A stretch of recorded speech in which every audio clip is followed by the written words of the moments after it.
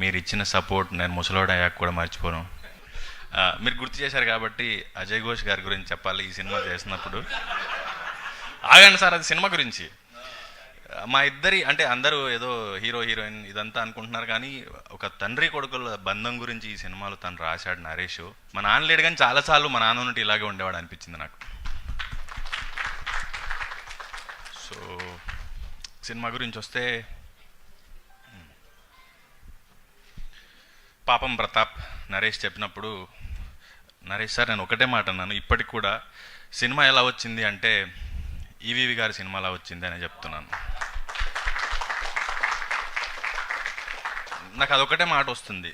అది స్క్రిప్ట్ చదివాను, రిహార్స్ చేశాను, షూట్ చేశాను, డబ్బింగ్ చెప్పాను, బట్ స్టిల్ నాకు అదొకటే మాట వస్తుంది. సో సినిమా విషయానికి వస్తే, మగాడంటే ఏడవకూడదు, భయపడకూడదు, బాధపడకూడదు, ఇలా ఏవో చెప్తూ ఉంటారు, కానీ మగాడు కూడా మనిషే. దాని గురించి బాగా చెప్పారు సినిమాలో.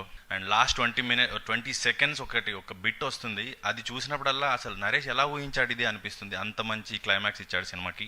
అండ్ పాపం ప్రతాప్ అంటున్నారు కదా, ఏప్రిల్ 17వ తారీఖు మా బుజ్జమ్మతో మీ దగ్గరలోని థియేటర్స్కి వస్తాను.